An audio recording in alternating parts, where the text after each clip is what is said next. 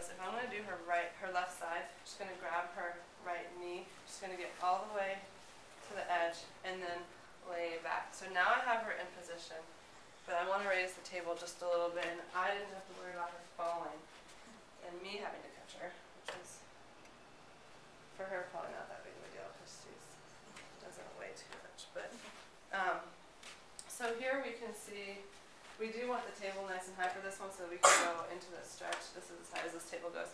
So here we're testing we can see two things. What can we see with this leg? The psoas and quads, right.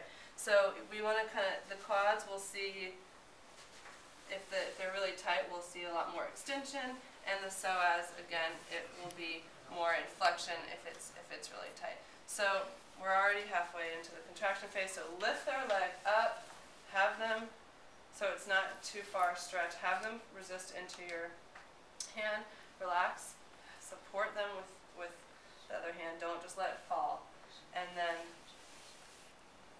facilitate the stretch by just pushing down, and you can help stabilize this top foot. So you want to stretch. Basically, that's why the table position, that's why her body position has to be really close to the edge of the table, is to really get this stretch. So another way to do the psoas, are there any questions on this one? Okay, another way to do the psoas, so careful here. So the one thing I want to emphasize is when you do the contraction, make sure you're lifting her leg into flexion a little bit before you have her resist against you, and then and make sure you have it there so when she lets go it just doesn't fall, because that could really jam the low back. So the other way to do this is prone, and you want the table nice and low. So if I'm going to do her right side, I'm going to, we know the origin is up here in the psoas and starts on the lesser trochanter of the femur.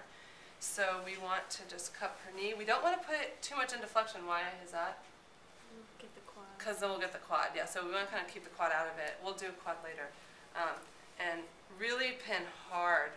You can use your forearm. Really pin hard so that you're stabilizing the origin and then lifting up.